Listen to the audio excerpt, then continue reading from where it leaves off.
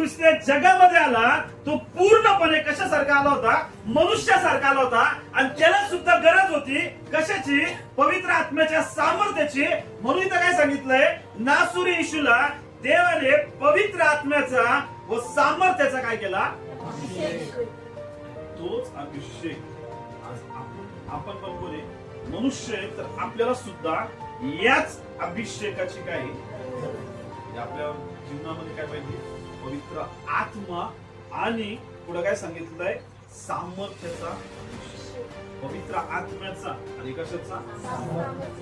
Hallelujah. ज्याच तुमच्या जीवनामध्ये दोन्ही गोष्टी काम करायला लागणार, ज्यात तुमच्या जीवनामध्ये दोन्ही गोष्टी येणार आहेत, इथं काय सांगितलंय? की देवाने पवित्र आत्म्याचा सामर्थ्याचा अभिषेक केला, तो सत्कर्मे करील. काय करत? तुमच्या जीवनावर परमेश्वराचा आत्मा येईल, परमेश्वराचं सामर्थ्य तुमच्या जीवनावर येईल. तुमच्या हातून सगळे काय होणार आहे? चांगले काम.